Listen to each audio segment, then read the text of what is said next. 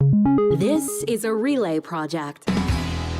Real Talk starts right now. Here's Ryan Jesperson.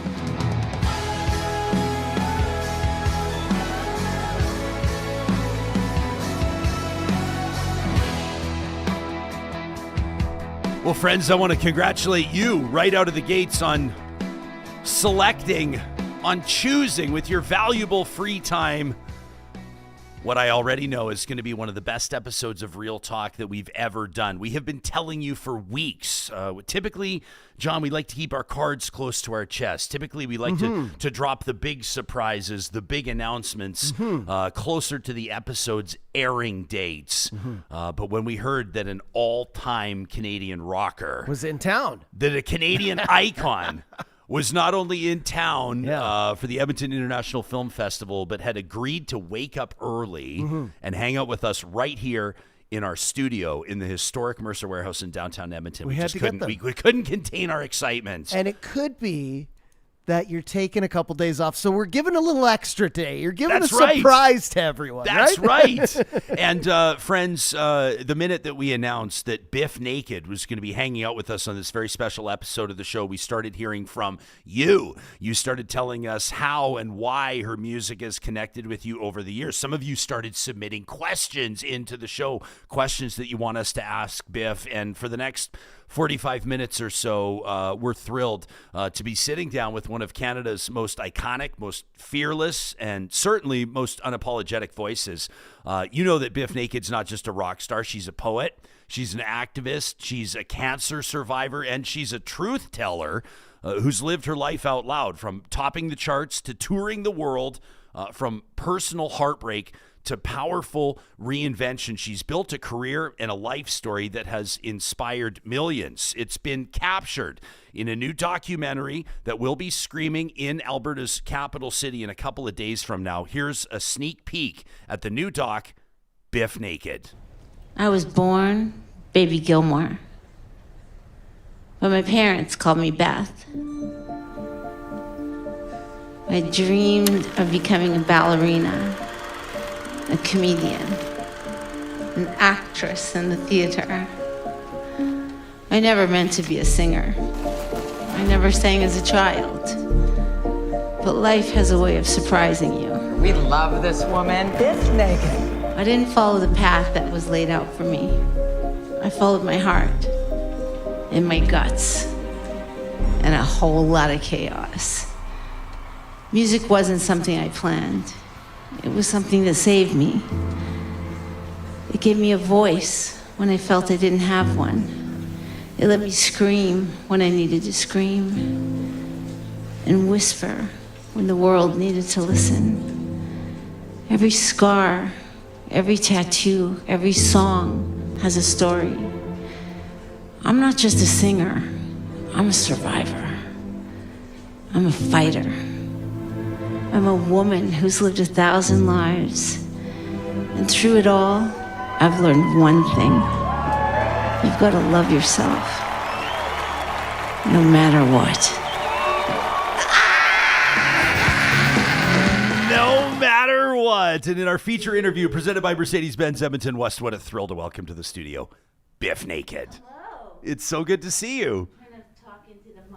Yeah, we're gonna get your mic figured out here. We had to run a bunch of cables here through the studio. We wanted to make sure that when a rock star like Bif Naked, You're so funny, enters the space, that you could walk in and just go, God, your operation is dialed in. This is crazy. Your studio is incredible. This is amazing. You guys are amazing. Like, who are you? Who are you? What are you talking about? Like, oh my God. Why are you showing us this grace? The Alberta Mafia. Like, what is this? Where am I? Oh my God. Like, wow. Yeah. Wow. Welcome to Alberta. Thank you. Welcome to Edmonton. Edmonton is like I'm moving here. This is my favorite place ever because you know what? When I was just a wee lass, I played at the Bronx. I think it was like 1989. I played here with Gorilla, and we opened for the Wongs on the first time I played here. And it was like the thrill of my lifetime. Chai Pig from SNFU was the lead singer in the Wongs, and I played here, and I fell at sound check on my skateboard. I fell. I knocked myself out cold. And I couldn't believe I didn't like die and knock all my teeth out at that time. I did it later time, and I played in the Polish Hall here, and I just has so many memories. I'm emotional. I can't believe I'm here today, and I'm so grateful for being on your show. Oh, well, we're Thank so you. grateful that you're here. Yeah, and this is amazing. Typically, this is what we do, like when we have interviews. I'm so excited. Prime Minister was sitting in this chair a few weeks ago. Come on. And you know what we did the whole time? And the whole time... The whole time there, we pretend like, oh, it's no big deal, right? Like, you act like you've been there before. You want to act like you. But then with you, I'm just like the first thing I say when you walk in, I'm just like, I'm the biggest fan. I'm the love of your fan. I love your songs. Thank you. This has been like an incredible journey for you, and it sure, I would imagine, must take a lot to agree to participate in a documentary that's going to get into, like the highest highs for sure, but some really low lows as well. And it was pretty interesting for me to watch you watching that clip before we kick off the interview. What's it like for you to see the finished product? It's very humbling, to say the least. It is.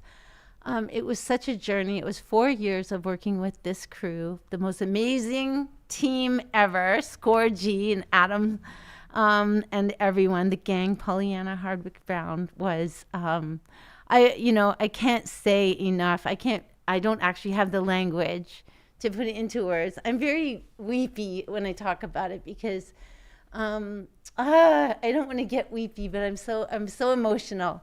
They're just it's humbling, but it's like watching my own eulogy. Okay, it's weird in that way, but to watch my manager talk about me in front of people is crazy. He has been my manager since I was 21. Peter Carroll, right? Yeah.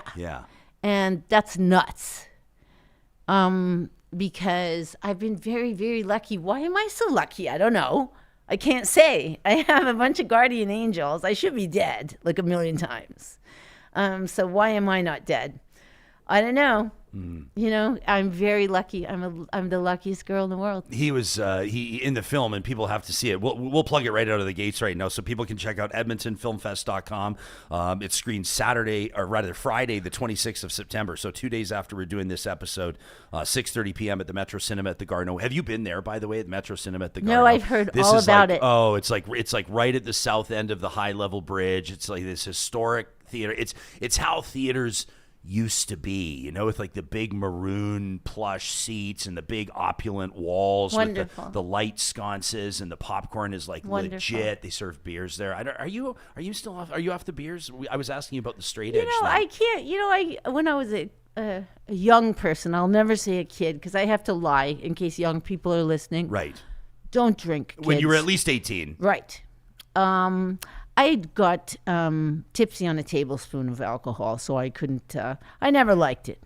Ha ha ha. So I don't imbibe. I cannot tolerate the hard stuff. I don't like it. What do you think about the kids today? That's so politically correct. Yeah, I'm sorry. The kids today. The kids today aren't drinking at all. They say they don't like it. They like Canada is quite famous worldwide for being, very liberal. I don't mean liberal. I mean loose. Yeah. Small L liberal. Well, they like their pot. Yeah. I guess. So kids today, they don't drink. They eat gummies or whatever they do. Are you like? Do you consider yourself to be a political person? When you go, I'm not Well, not liberal. I'm a polite loose. person, but I do consider myself a political person. What am I going to do with my life moving forward? I feel like I'm a girl in her 50s now. What am I going to do? Let me tell you, Carney, look out! I'm coming for you. You going to seek office? Sure. Why not? You know why? Because the only way we can ever make change is to make change. What are we going to do? We have to change the laws if we don't like the laws. And the only way we can change the world is to get out there and change the world. So I think that moving forward, there are people who inspire me that are in office, but I think that eventually in life, I think I need to go back to school and go into. Why do you need to go back to school? Just so that I can get a degree in political science. No, you don't need that. I don't know. Politics has changed like in a big way. I don't know that you ever need. I don't think you needed. Well, I think there are a lot of losers in office. What drives you nuts about people in office? Like what are the you don't have to name names unless you want to. But like what is the wrong kind of politician in your mind? Well, people who are just like little wieners. They just are like I don't want to call people pussies, but they just are like such wieners. They're just like so meek. Like, you know, there's like I don't want to get into it because that'll just waste our time having fun. We have all the time in the world. But well, I just think that there's a lot of laws that need to be changed, obviously. I think that animal cruelty laws are just garbage. You know, where I'm currently living in Toronto, and animal cruelty laws need to be changed in Ontario, where I live. And when I lived in British Columbia for 30 years, the laws there were garbage also. And I'm talking about, you know, people owning pets and stuff like that. The stuff that I could relate to, that it was like garbage. And it's like the stuff you care deeply about. Transporting animals, that stuff was garbage. And that's a tough one for Alberta right now. One of the big stories in Alberta. I'm not trying to ruin your morning in the first 12 minutes. Oh, you won't ruin it. I'm happy to talk about it. Yeah, big story in Alberta. So Alberta allows, it happens quite frequently, the live export of horses for Asian it's on markets. my radar. Yeah, we talked to Senator Charles Adler about that. He's been doing some work with Jan Arden. Yes, I know Jan. Yeah. That's been a big thing for them, her in particular. Yeah. Yeah. Horse shit. Mm-hmm. Yes. That's her campaign. That's right. Yeah. Yeah, I'm all behind it. Yeah, you realize that, I mean, I can't make any guarantees, but you realize that if you were to put your name on it, could you actually run under Bif Naked? I think you did. You ever legally? Know. You didn't legally change your name. I did not. No. So, I don't know if and you'd I've be been married allowed so to, many but- times. You see, as an optimistic person that I am, I keep changing my last name. Yeah. Every time I get married, stop me. Okay, stop me next time. Just please stop me. You want us to step in? Yes, because every time I get married, I change my name. Stupid girl. So anyway, I keep changing my name. So then when, you know, we were talking, Adam and I were talking about the crossing the border into the United States, which is just a whole lot of fun these days to go into America for any reason. Just so much nuttiness. And if you're like me and have lots of passports with different names on them, due to marriage or any other reason, Bif Naked is not on any of my passports, Right. by the way. Would be unreal. Can you imagine? Black leather cover. That'd be incredible.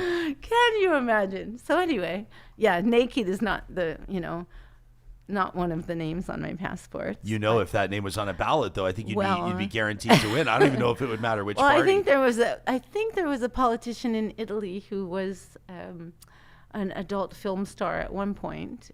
So perhaps Naked would be good on a ballot, but I digress. It might work. Yeah. Well, maybe. If you were like pedal to the metal touring at this very moment, would you tour into the United States right now? Like, do you have sort of like how did you determine where you would go? Were you aware of forces or political influences, things like that? You never know. Yeah. I always say never in life, and I'm more of a yes person than a no person. So you just never know what happens in life. I don't know.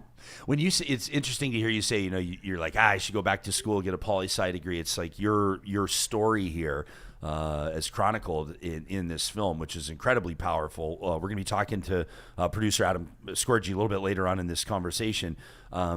You get into some tough stuff, like almost out of the opener. You're sharing a story of as a young woman, like as a teen, basically.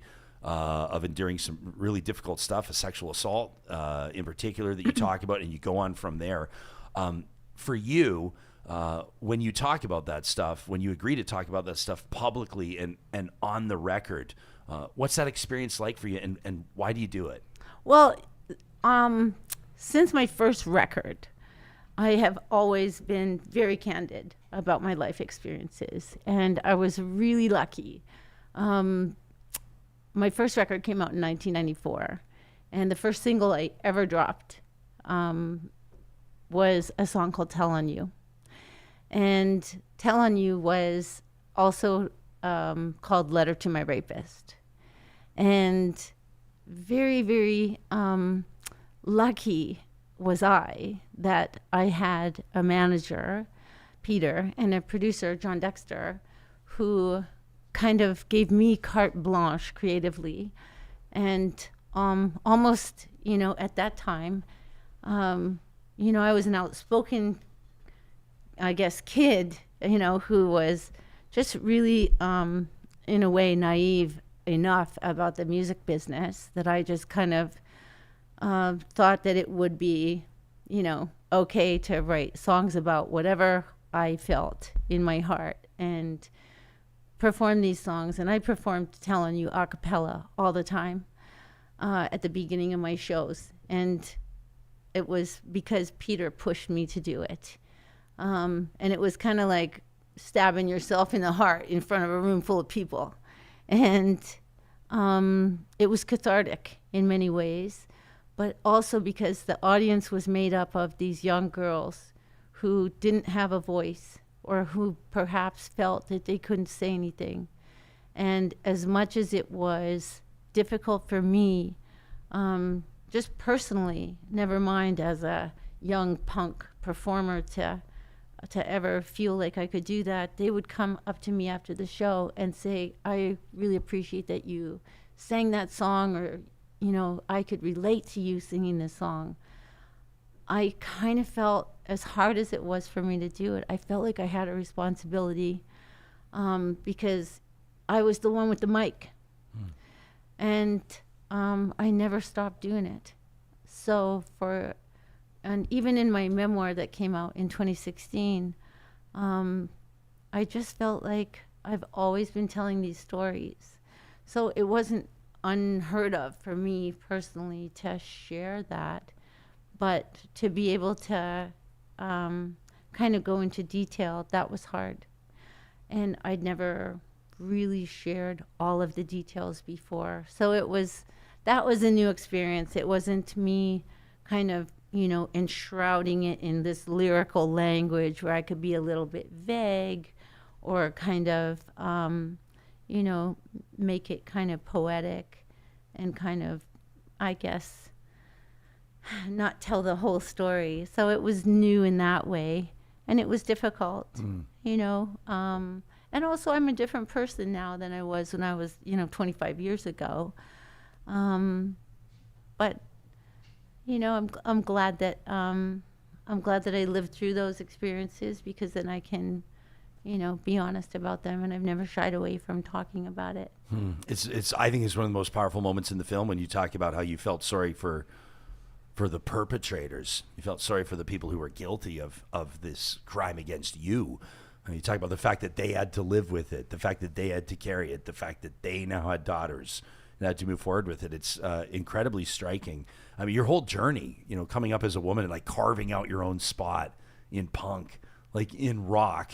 I would imagine you could probably tell 1,000 stories, very few of them great. Well, I think that goes for anybody, for any of us. I mean, all of us have, I don't think my story is any more difficult than anyone else's.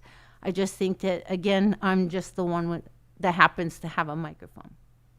You have a fascinating story, right? Born in New Delhi, right?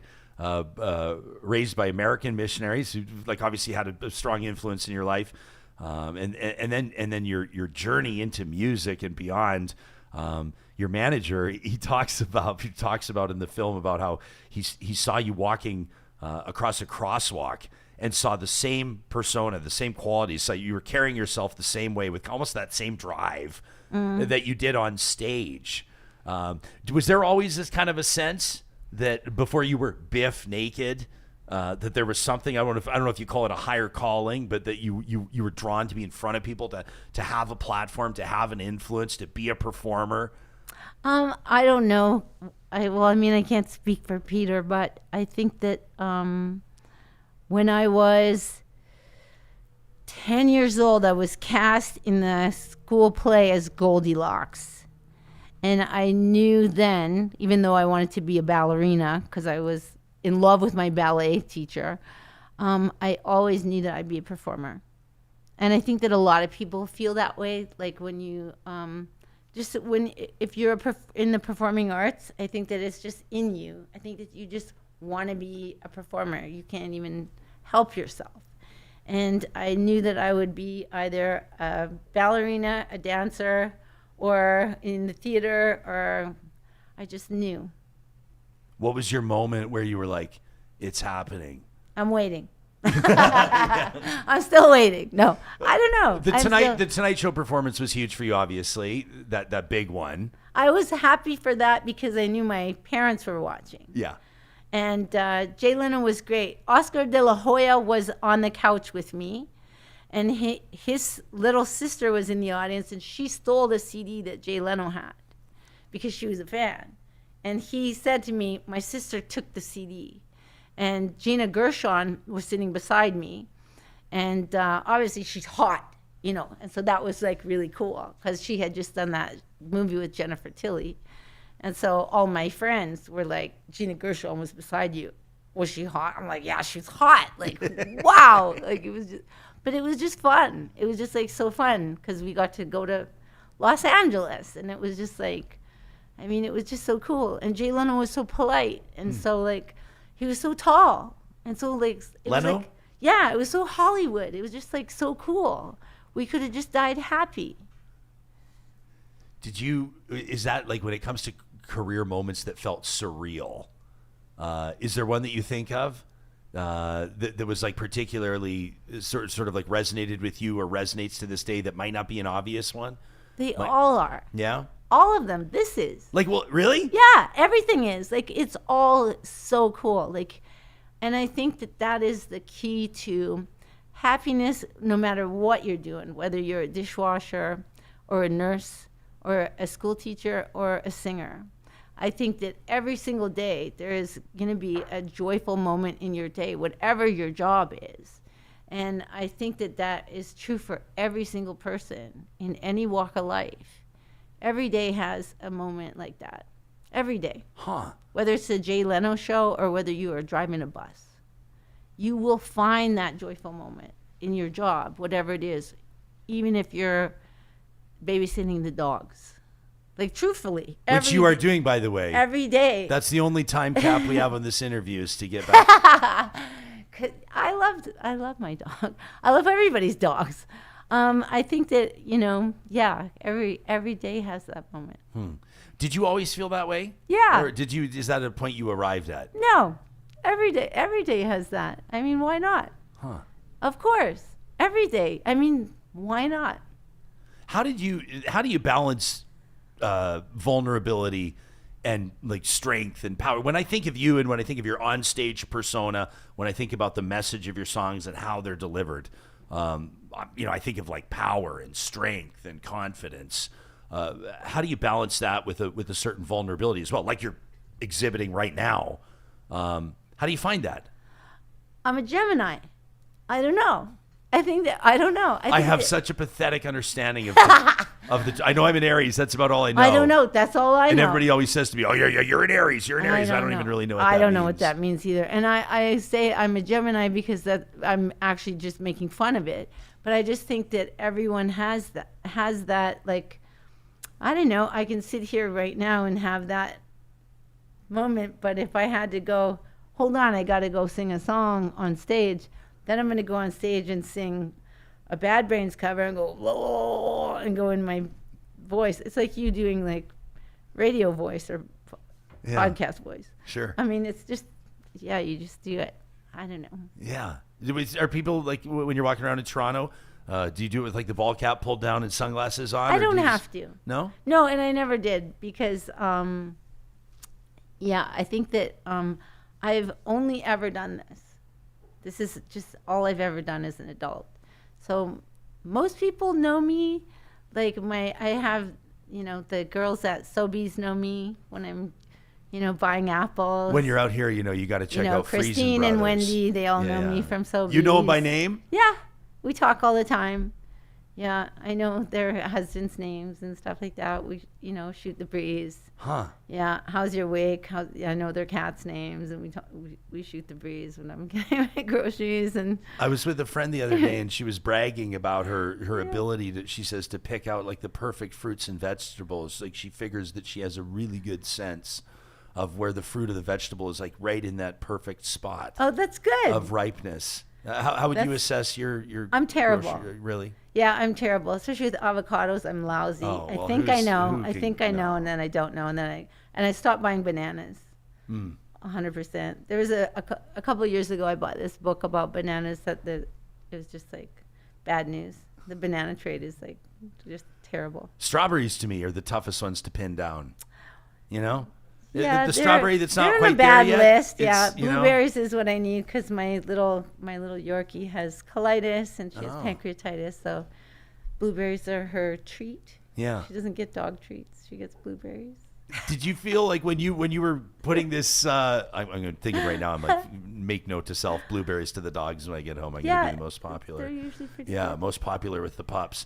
When the stock was finished and when it comes out, does it feel like to you like it's a project completed? Like, does it feel like when a new album goes out, or does it feel like this is just the beginning? You're going to be doing film fest. People are going to be checking this out. Some of your fans are going to be learning things about you they may never have known. Other fans are probably going to reach out to you and tell you they feel more connected now to you than ever before. It's like a whole new thing, a whole new journey now. I hope so. I mean, I'm proud of the team that worked on it so much. I'm proud of everyone because it was just such a labor of love. I'm just so proud of it. I'm proud of our crew, and I'm just so honored. Why do you think? Why was this the right time to do it? I don't know. Would you have done it 10 years ago, do you think? I don't know. I honestly don't know. I think that everything happens at the time it's supposed to. I believe in divine timing for sure, but I also believe in the right people. And the fact that they believed in me, the fact that Adam and Scorgie and Super Channel believed in me is something that blows me away. It's something that makes my heart full. The fact that we're able to do this gives me life. I feel like it's just the beginning of a new chapter in a way. And I think the sky is the limit. And I believe that for anybody, Amazing. Yeah. We got to bring Scorgie in here. Yeah. Yeah, he was last. Are you familiar with Jordan Tutu's story? Oh my God, his book blew Right? my mind. So yes, and the film is amazing. Yeah, I guess it was I don't know, a number of months ago. Scorgie brought Toots in. Tutu Amazing. and just told his incredible story. Yes. First Inuk ever to wear the maple leaf, play for Team Canada Yeah. and the like. What I love about Adam is he'll come on like I think he's about to do here. And you won't find anybody that's more passionate about the art of storytelling or the art of filmmaking, right? So why don't we loop him into the conversation? I also want to get into our Real Talk live chat powered by Park Power because we got a bunch of Real Talkers. Yeah, these are all coming in live right now, so you can see everybody's talking about you here on the live chat here. Look at this. Les has kicked in $5 into our YouTube super chat. He says to buy you a soda water. Is Grace your dog? Yes. So he's buying Grace a treat and buying you a soda water. So how good is that from Les in our super chat? Directly to Bif Naked.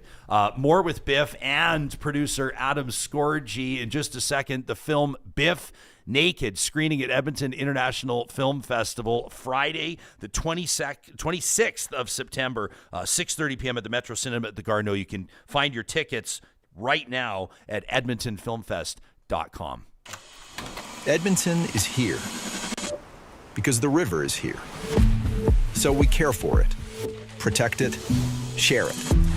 The water of the North Saskatchewan sustains all of us. It's a big job to treat and deliver it, river to tap, to over 1 million people. So you can have and enjoy a glass of the Sask. On tap, made local by Epcor.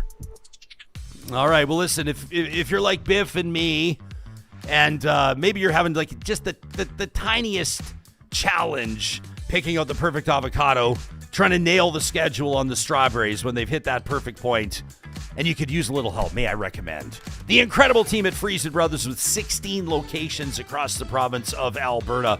You know, we talk a lot about their butchers, we talk a lot about their bakers and their legendary sourdough, but Friesen Brothers, their produce department is next level, sourcing everything they can as close to home as they can.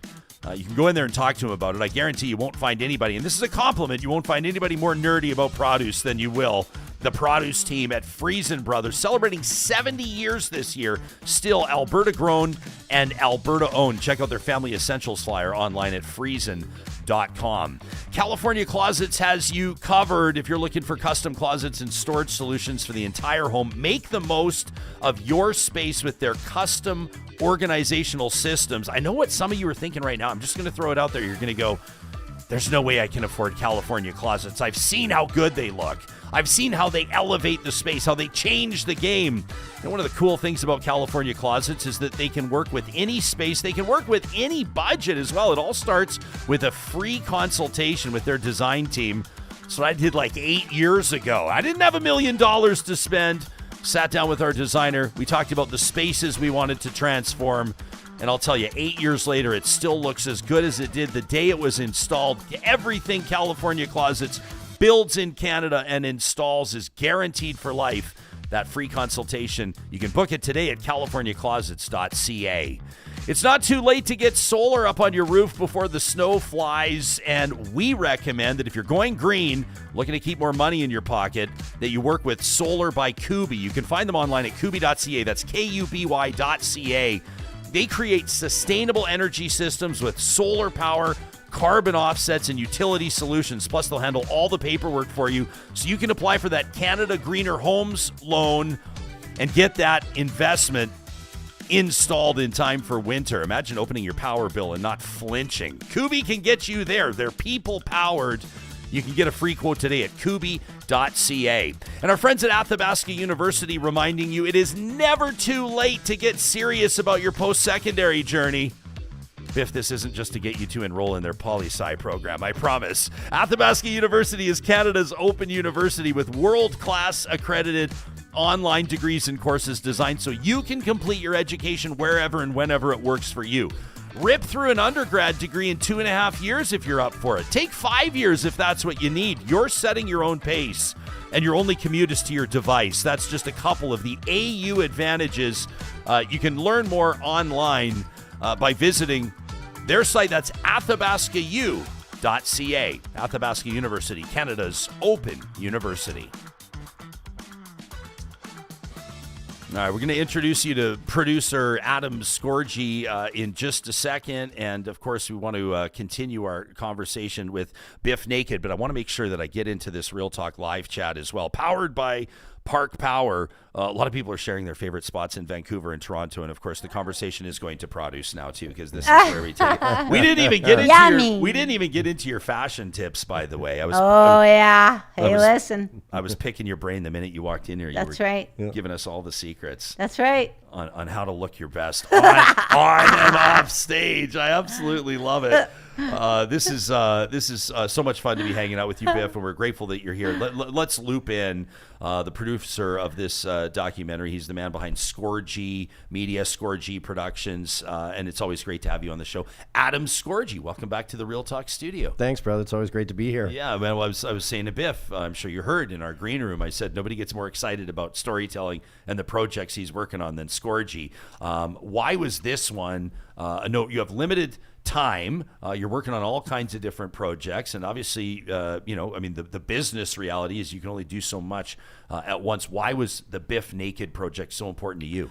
Well, I think like many Canadians, Bif resonated with me. There was a time in my early 20s, when I started listening to Bif, I discovered Spaceman, and then I Love Myself Today, and those memories kind of take you right back there. And I remember at the time I was really busy, and I was like, I don't know if I can handle it. But then when I met Bif and I met Peter, and you saw how special they were, that I was like, man, I have to do this story. And I felt Bif, and I still feel this way, I don't think you really get the recognition you deserve for how much of you know, what you did for the industry, being the first, being, you know, outside of that music box. So I really wanted our team to dive into that. When you have a story that transcends whatever it is, just music or sports like Jordan's or like Bif's, I had to do. And as soon as you meet her, like it said in the film, she's a unicorn. There is like no one else like her. And she's been honestly one of the sweetest people we've been able to work with. So it was a no-brainer. I called Yas, who connected us there, our friend who Yes. used to do music with. Yeah. And I was like, I have to tell this story. We are so in. And then we went about going and getting the financing. Did you feel, what's it like for you to hear that, first of all? It makes me weepy. It makes me feel very humbled. It's very sweet. But also, can I say, like, when you're a rock star, a lot of people also probably kind of kiss your ass all the time, right? Like, every time you meet somebody, somebody's thrilled to meet you, right? Well, it's just different because we connected, and you know, it is a family. It becomes a family. It's just different, and you know, I do feel that way about Adam and his family, and we do feel that way. He's describing Yas and Gabriel. We've worked with Yas and Gabriel for years on videos over 20 years, and so it is different, and you do become family with everyone. So it becomes a really tight group.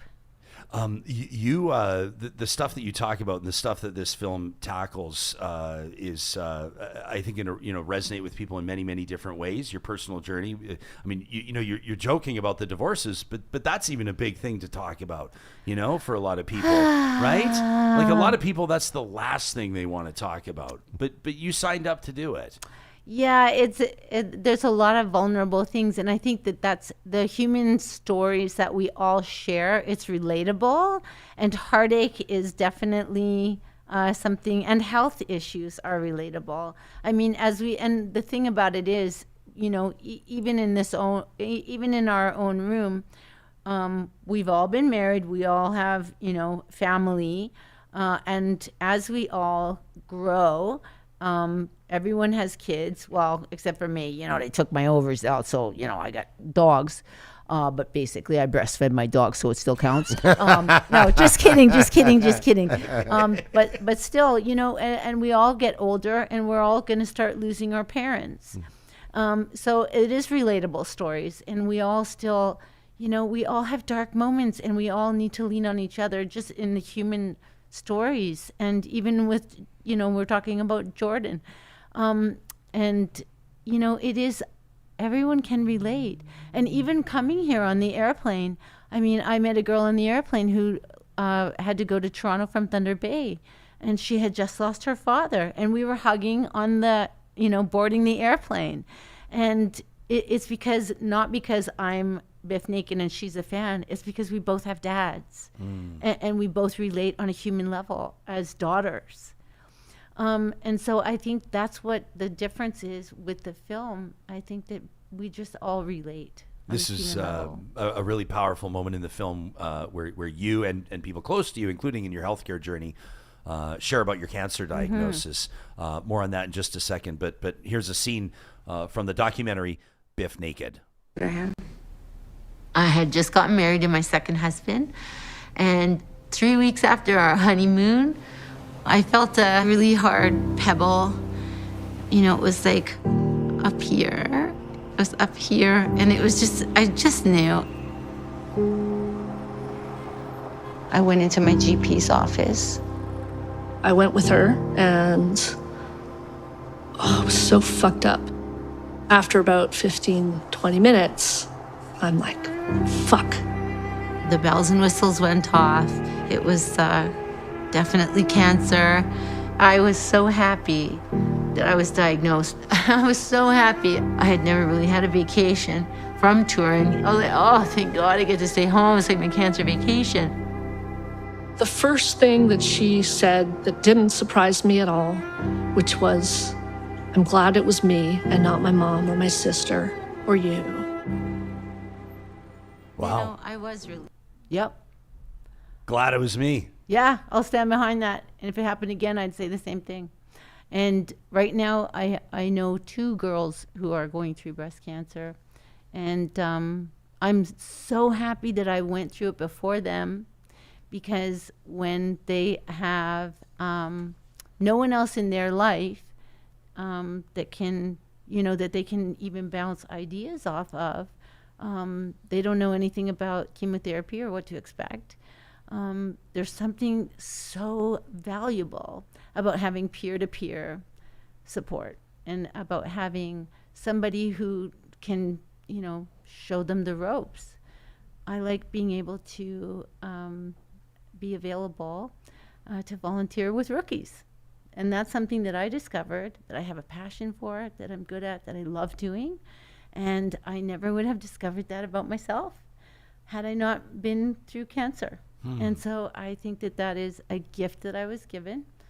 Just thank God that I discovered that skill set that I have, that I love, and I have a passion for volunteering.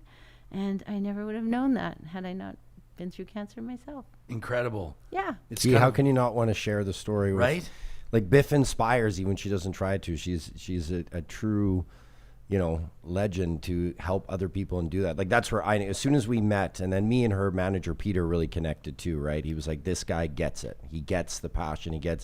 It wasn't just about making a film for Bif. It was about honoring her legacy and how she's helped people outside of music, right? We had to capture all that. That's where, for me as a filmmaker, and how vulnerable and honest Bif is. Like that is the one thing with docs. If you're not going to be honest and vulnerable, we can't make it spectacular if you don't go there, right? I think that's one reason with all the content that's out there nowadays, there's more than ever before, not just long form, short form on TikTok and everything now, is people want something real. Even we see our media, legacy media, so biased and so when you watch a doc, you're like, I want to feel something. I want to feel a real connection. And that's when you listen to Bif talk and you listen to Peter talk. I was like, this is going to be special.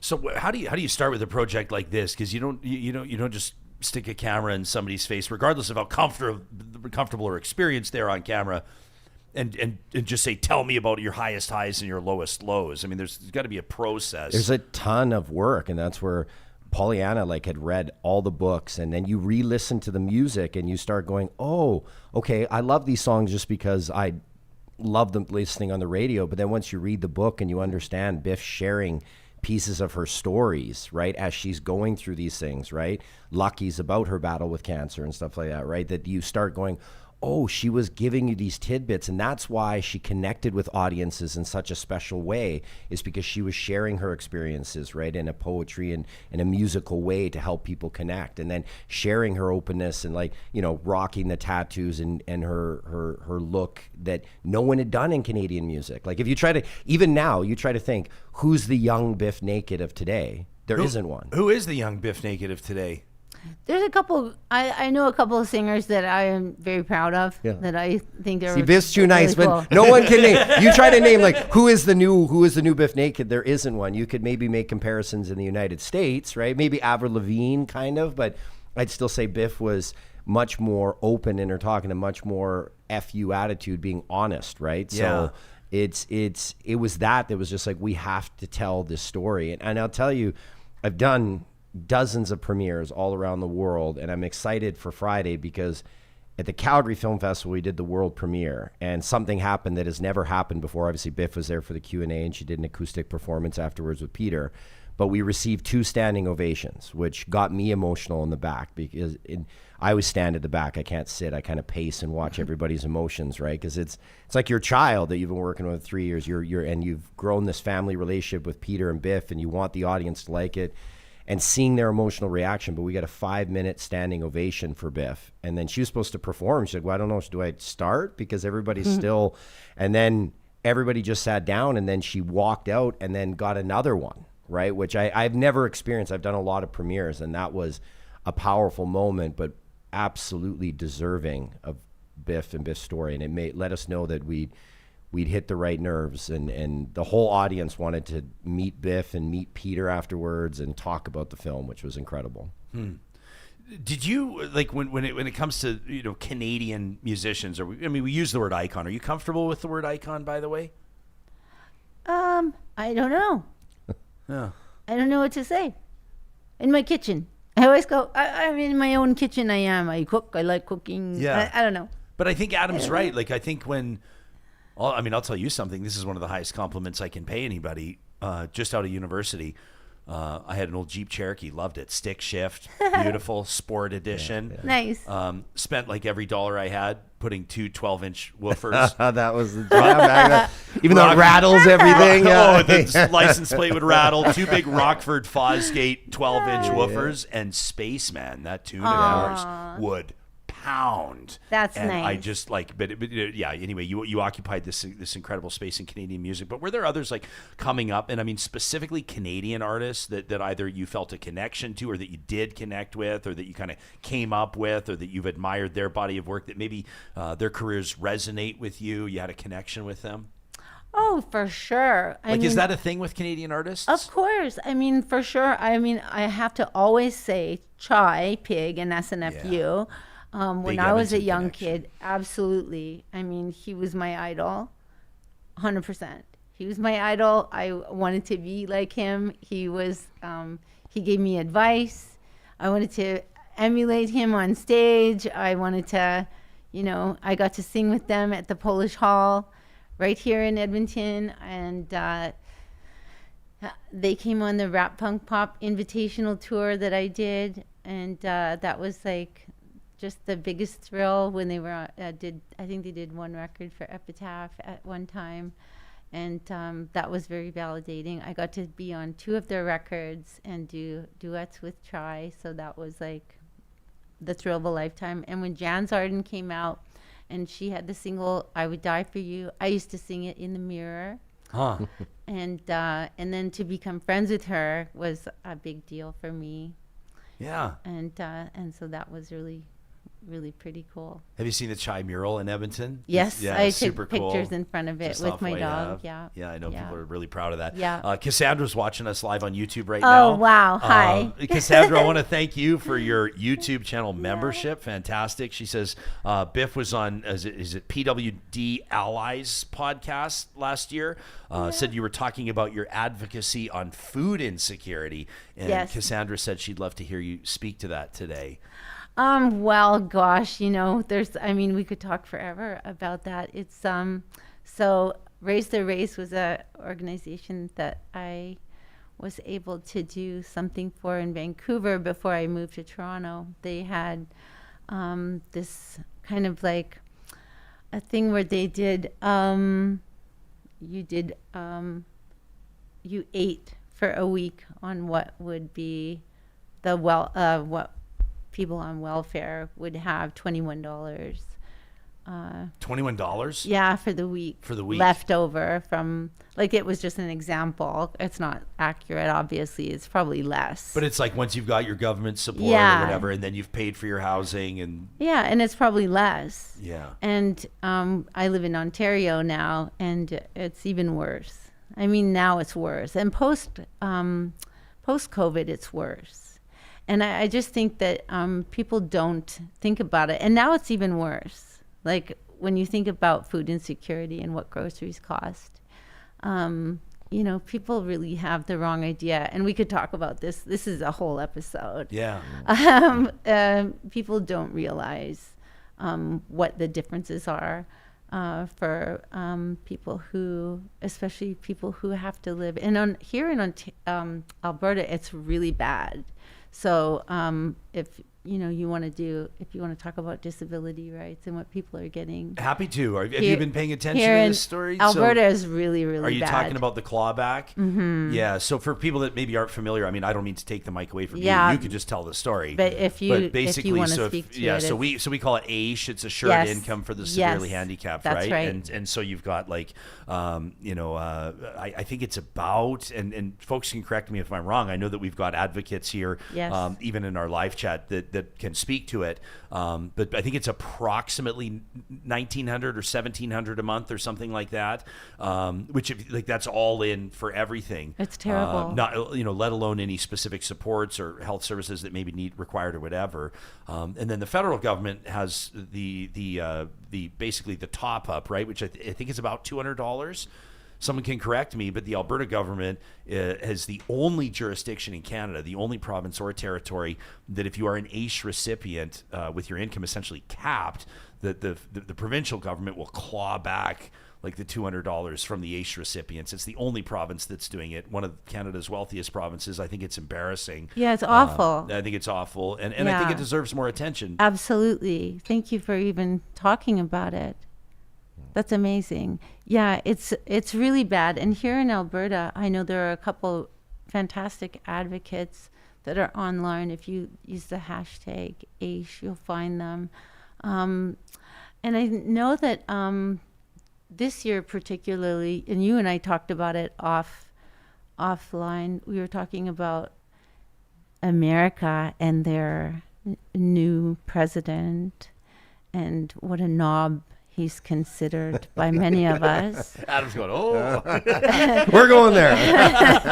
But why did we bury Trump 40 minutes into the interview? Why didn't we lead with this? But because he eliminated so many of their healthcare programs, and I think that so he eliminated so many of their healthcare programs down in America, and so many of their programs are now struggling, and then he eliminated the programs that were struggling. Well, not even just in the U.S., but internationally as well, too, with USAID and everything else. Yeah, and now Canada, of course. It puts a lens. It allows us to put a lens on, well, what's happening here? And then hopefully, Canadians can go, oh, naughty down there. Wait a minute, not so fast. Let's have a look up here and see what's going on. Well, we're not so much better. We had a poll analyst, so he doesn't do the polling, but he analyzes the polls. His name's Philippe Fournier. I see. Out of Quebec. He was on the show yesterday. Interesting numbers. There's new polling out on how Canadians feel about the relationship moving forward with the United States. Johnny, I don't know if you remember. I think he said something like 60. It was like low 60s. It was basically wasn't it about 63, 64%, something like that, of Canadians polled that feel like wasn't the question. I'm gonna fuck it up to a certain degree, but he said the question was something along the lines of, should we trust the United States ever again? Like I don't think it was like it wasn't like that inflammatory. It was probably a little more middle of the road, but it had a very definitive punch to it where it was like ever again. And anyway, the polling result, people can check out that episode. This is just me shamelessly backselling our episodes, but our most recent episode with Philippe Fournier basically showed that 2/3 of Canadians polled feel like right now there has been permanent damage done to the relationship with the United States, which I found to be, I've always kind of looked at it like hell shock. Well, but like election cycles happen, and we, if you said to the average Canadian, who was president of the United States in 1986, they'd be like, I don't know. You know what I mean? But this one just feels kind of different. I don't know. It's lit a fire under Canadians. I think part of that, I think, and Biff and I were talking about this walking up here, is, the way social media and the algorithms hoodwink you now, right? And pull you into echo chambers and really create a divide bigger than ever before. I constantly ask my dad this. I'm like, Dad, when you were growing up, do you remember it being so divided now, right and left? And he was like, oh, it's definitely more now. And you could look at, there's some signs, I don't have the stats off hand, but if you look at the Social Dilemma on Netflix, they did a thing where a lot of the guys that created social media will not allow their families on it and stuff because of the way that it reads you and pushes you into these things and these echo chambers for these arguments, which I think is just heighten those tensions. I will say I've traveled to the States a few times for work still, and it seems like the border's trying to overcompensate for Canadian, because like it's been the easiest we've ever had crossing. Like it's like they feel bad at like we always have our paperwork because we're bringing all the film gear. Like our stuff looks sketchy. There's like 5 of us. We got all these black Pelican cases. They're like, is there any guns in there? We're like, no, it's film gear. But normally you have it's called a carnet, and you register your gear. You're making sure you bring it back. The two main things they're always worried about is, are you bringing your equipment back? You're not selling it, and are you taking American jobs? And we're always hired by Super Channel, who brought this doc to life and has brought most of my films to life, based right here out of Edmonton, actually, from the Allard family. But they've been really good to us crossing the border lately, almost being like, hey, we're sorry relationships are like this. It's been nice. They've been kind of like, yep, you guys got your paperwork, go right ahead, which has been nice to travel, making things. It hasn't been this easy for a while. So that part's, I guess, one small win. I guess people are seeing. Again, I think like most things are heightened online, but when you actually run into people and you talk to them, I think people have more in common than online would have you think. I think you're right. Yeah, I think you're right. I think that the whole, the Charlie Kirk murder, and everything from there. It's just I was talking to a friend the other day, and she said to me, she just like, and I don't think it's hyperbole, and I don't think it's dangerous to talk this way. As a matter of fact, I think it's healthy to talk this way. She's like, I feel like we could be looking at civil war. She's like, she feels incredibly uncomfortable with everything talking about. And then there's been a lot of talk. We did a whole show yesterday on guns, which like I don't know a ton about guns. We want to seek to understand, learn more about it. Federal government's rolling out this new program. Gun enthusiasts are pissed off about it, but you sort of have these conversations, and it gets hotter and hotter and hotter, and people are getting. It's like, are you with us or against us? Right? Are you planting your flag over here or over there? Yeah. I look like you're moving in the wrong direction as me getting set to pitch you to become the permanent co-host of this show. And you're looking like you may not be into it anymore. I screwed it up right at the end there. No. It was all going so well in the first block. And then, by the way, Ryan, in our live chat, he's watching, he says that he figures that he saw SNFU 13 times at the Polish Hall. Can you Amazing. So he has to have seen you there. Of course. And he would have seen all the different drummers and that's right. That's cool. And Kat is watching, and she says, what a wonderful episode today. She says, Bif is so beautiful inside and out. My favorite musician besides Bif. She's saying you're her favorite. She says, my favorite musician besides Bif is Tom Wilson, another beautiful human being. Nice. Did you have a relation? Do you have a relationship with Tom? I know Tom. I'm a big fan, and he's a great artist as well. He sure is. Yes. Didn't like Winnipeg? He's a great artist. Commission him to do some big Hamilton or something like that. He was like commissioned to do a big piece. I had no idea that part of his career. Great artist. What do you hope as the producer of this doc of Bif Naked, which screens, by the way, Friday, the 26th of September at Edmonton International Film Festival? You as the producer, what do you hope that the film accomplishes? Like, is there a certain goal, or do you just put it out there as an author might put out a book or a painter might put out a painting? No, what I hope for this is that this gets Bif the Order of Canada into the Canadian Rock Hall of Fame. She hasn't been put there yet. How she's not there already, having gone on this journey with her and really see how much of a trendsetter and how way ahead of her time she was. To me, it's an insult she's not there already. So I'm hoping that this goes out there and really gets people, because you saw the emotion. Like I said, I've done screenings all over the world, and I was fortunate enough to do Grant Fuhr's and Rogers Place with 3,000 people. Bif's is one of the most emotional nights we had, because people were like, if they were a fan, they became an even bigger fan. And if they weren't a fan or maybe knew a song or two, they were like, how did I not know more about her incredible journey? So to me, that was never a goal going into this, but having discovered all the things Bif did for not just Canadians, but for the world, and giving people a voice that didn't have one, showing that you can be different and outside the box and rock tattoos and be comfortable with your sexuality and be honest and open. That is what I hope now, is I think those two things are long overdue for Bif, and I hope this really kick-started for everybody to be like, why isn't she Order of Canada and in the Canadian Hall of Fame? Very kind. I mean sir. every word Very of it, kind. Bif. You should be Very there kind. already. It's also nice to have somebody else say it, so you don't have to say it. Very kind. You don't have to go on your Instagram, Bif would Naked never Official, say and say, where's my induction? What is going on? What are we waiting for? What's going on? Same question to you, like as we wrap, and thank you so much for your time. What do you, at the end of the day, this is, you've written the book, you've accomplished so much on stage. Obviously it feels like you've got a lot ahead of you. Your advocacy is incredible. You can like feel it across the table, the sincerity of how you feel about these types of things. But this mile marker, this film, this doc, what do you hope that audiences take away from it? Gosh, I hope that they just really, I don't know. I just think that, I hope that they leave feeling really happy and hopeful, just in general in life. I hope that they, leave feeling better about themselves and the world than when they came in. I hope that they, it's so cheesy, but I hope everyone leaves hugging their neighbor. That's not cheesy at all. I do. Because why not? I mean, life is always so uncertain. I mean, every day is so uncertain. You just have to find joy in every day. You have to. Why not? There's no reason not to. I mean, even you describing your trip just sounds like Now we all want to take that trip. Yeah. We all want to take the same trip to Toronto that you're taking. Yeah. You know, and go to the. Can I say it? Because I haven't told the audience. Yeah, This is can you let the audience know I'm not going to be here for the next couple of days? They'll take it better. Yeah, they'll give you less shit than they'll give me for it. No, the trip you're talking about next year. Yeah, no, I'm excited. I'm leaving.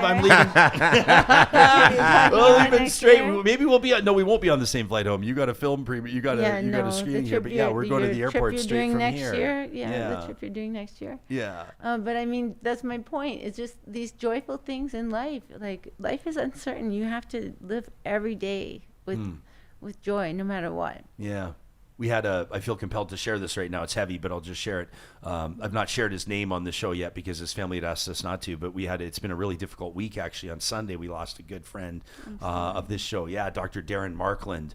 I'm still like, I didn't plan on bringing this up right now, but why not? I'm safe company. Yeah. But yeah, a mountain bike crash. Mountain bike crash. And I know that some people are going to be hearing this for the very first time right now.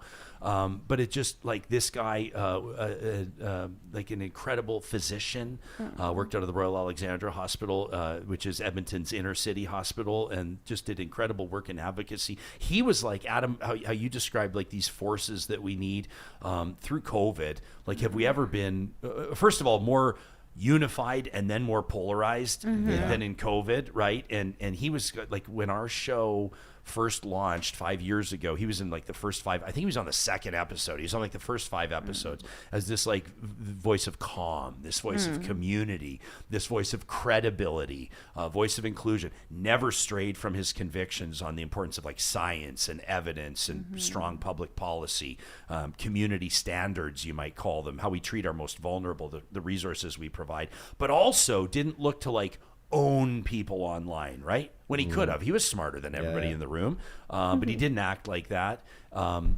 incredible advocate for cycling and mobility and how cities should move, practice what he preached. Talking about you know who I'm talking about? I follow him on Instagram. Yeah, Dr. Dagley, right? Yeah. That's who he was on social.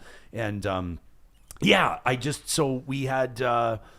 we had a Sunday afternoon where you get that text message and it just wallops you. And so I've been kind of walking with it all week. And so as you're talking here about like making the most of everything and living every moment to the max and like, I bet you he didn't know 5 seconds before he died that he was going to die in 5 seconds. Do you know what I mean? No. And so, yeah, I've just been walking with that this week. And re-listen. It resonates. It'll bring tears, but re-listen to Biff's song "Lucky."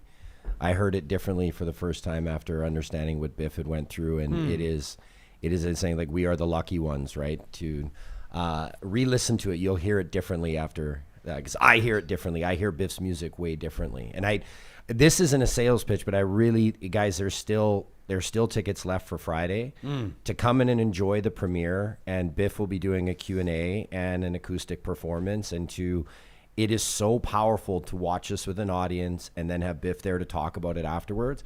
Out of all the premieres I've done, literally Calgary is probably the second most. It was so powerful. I highly recommend, go out there and enjoy. Do it. It isn't just a pitch to get you to the theater. I have lots of films. Go.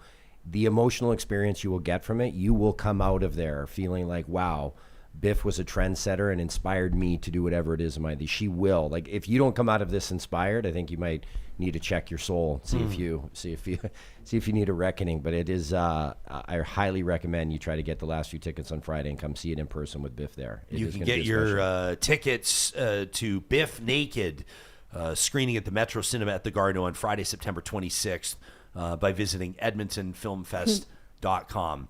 I was looking forward to this for a long time. I've always had a ton of respect for you.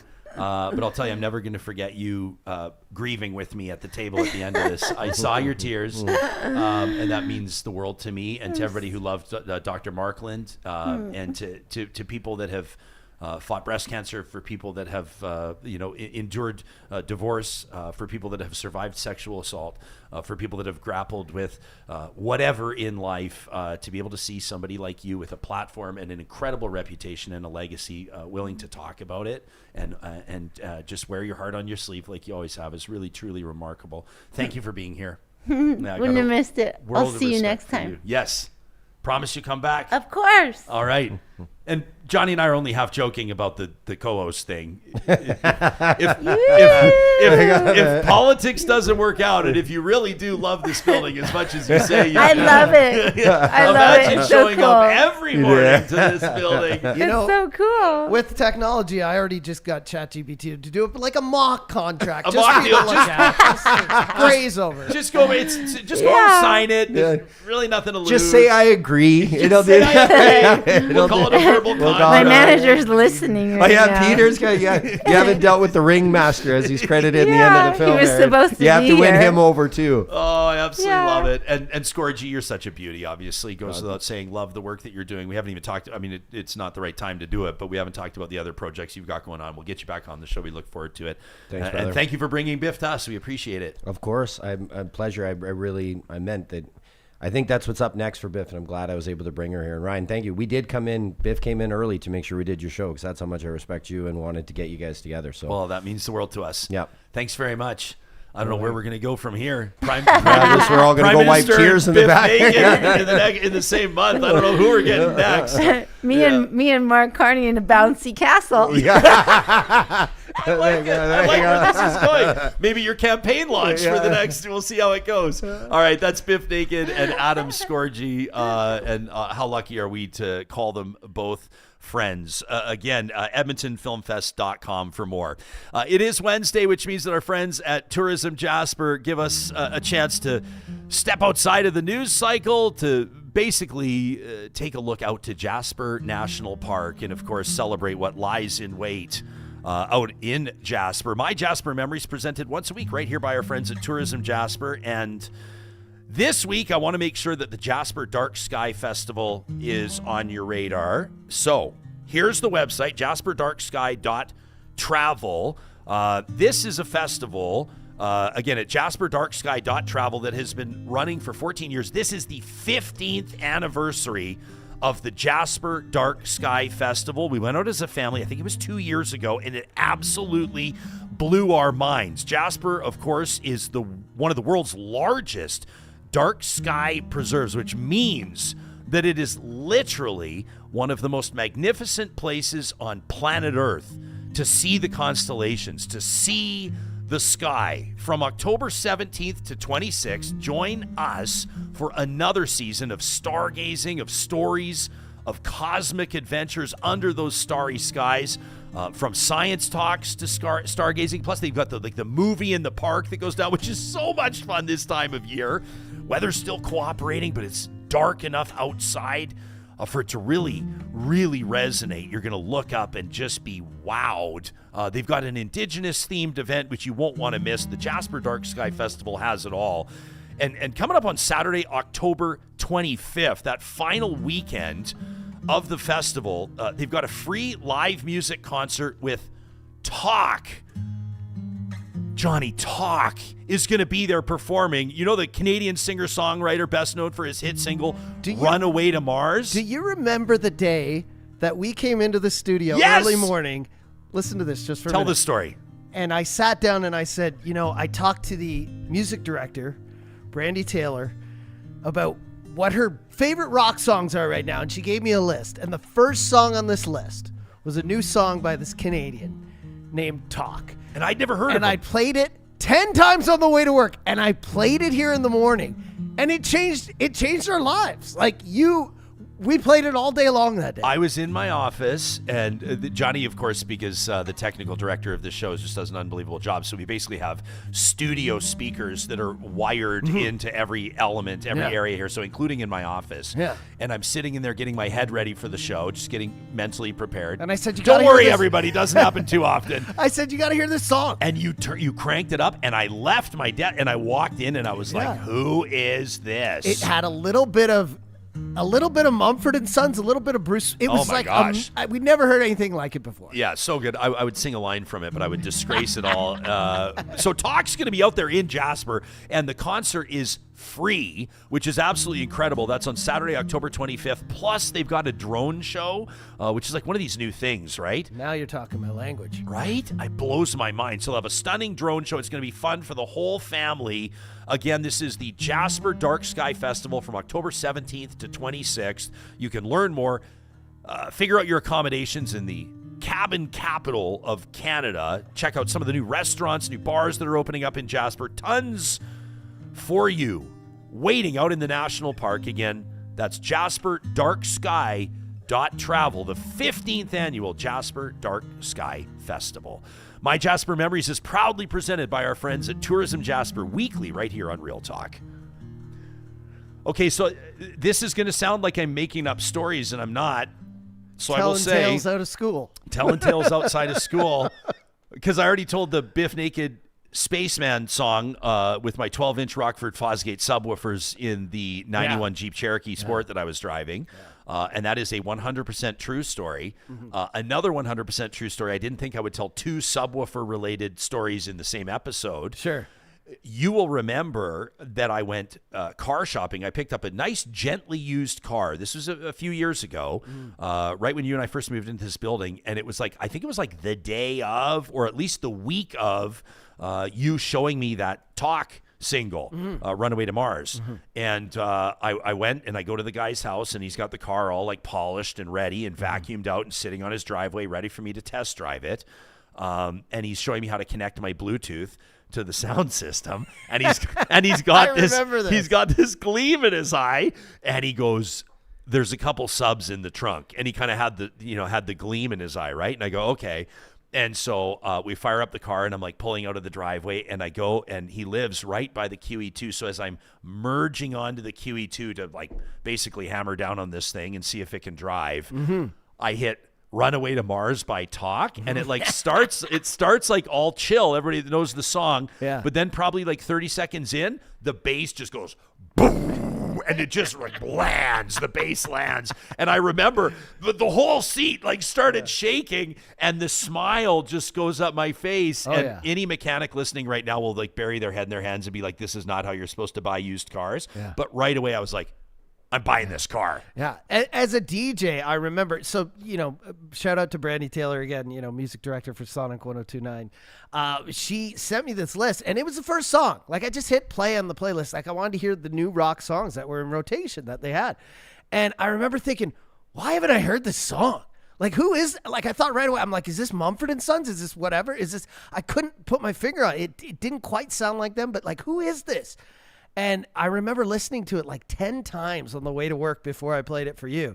But it was just incredible. And then, of course, Talk came here and performed, I think about 6 months later. Was it at, where was he? In the summer, was he at K-Days? I forget. Yeah. But just an incredible song, an incredible artist. And live performance, you get your money's worth with that guy in live performance. So Jasper Dark Sky Festival is going to be amazing.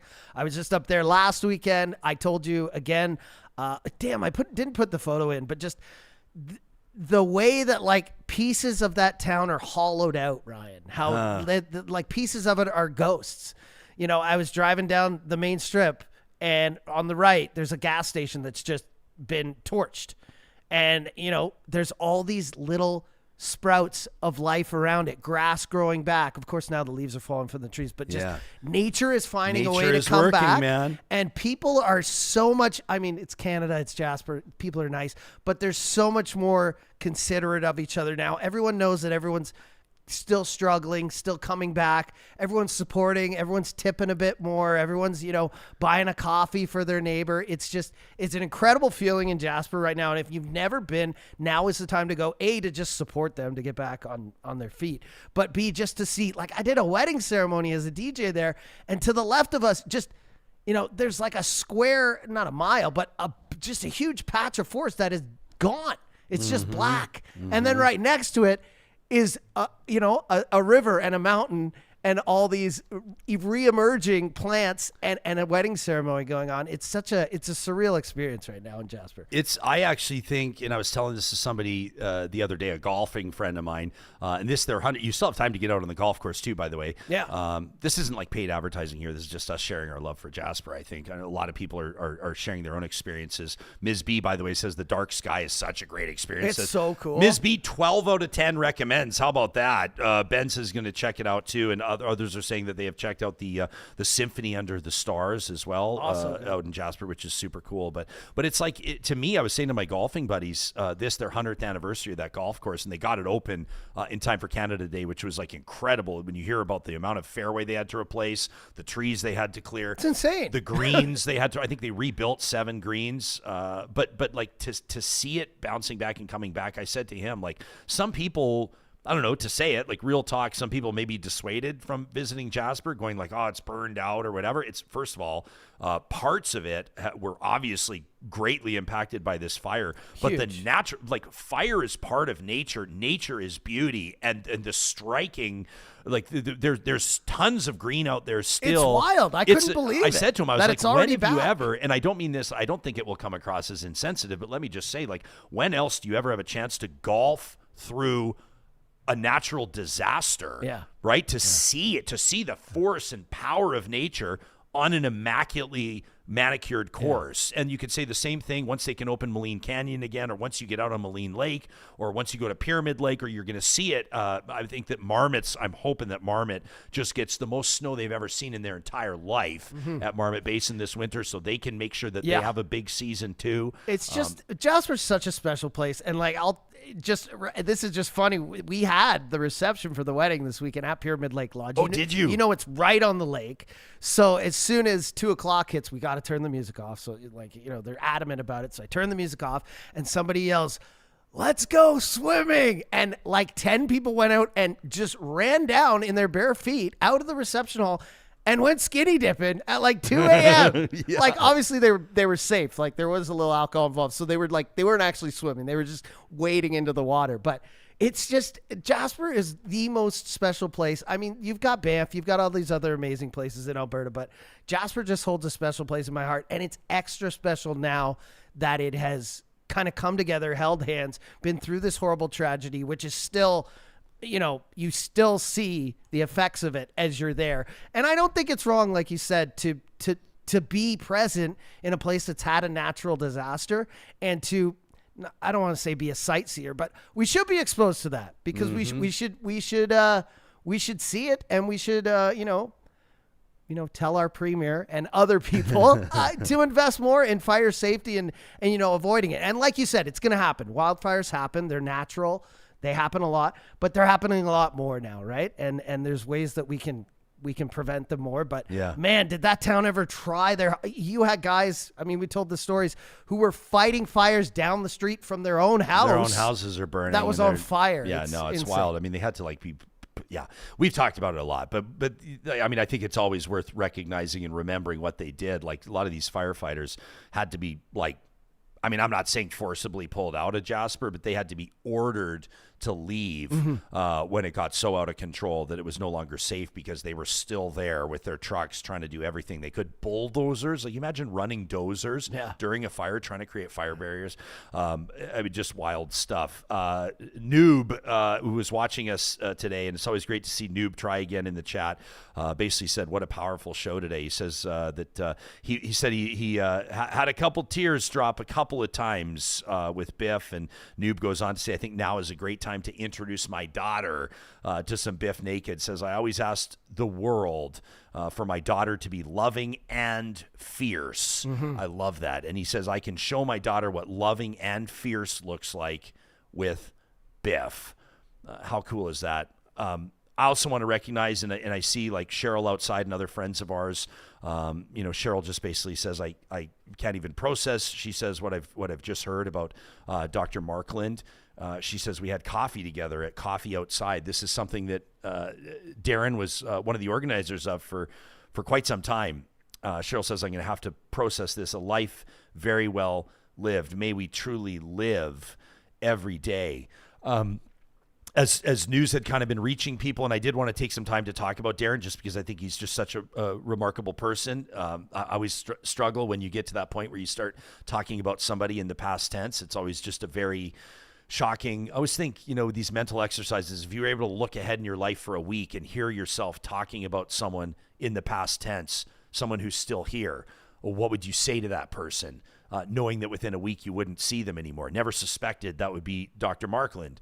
But he just truly, like, as more and more people learn this, and my sympathies, I mean, obviously to his family, to his close friends, and to anybody who's hearing this or learning this for the first time. I know that news has been sort of trickling out on social media over the past while, but when somebody makes an impact like he did in the world around them, I can say this, that provincially, politically, both the Premier's office and the office of the Leader of the Opposition both reached out to me on the weekend with text messages saying, do you know what's going on?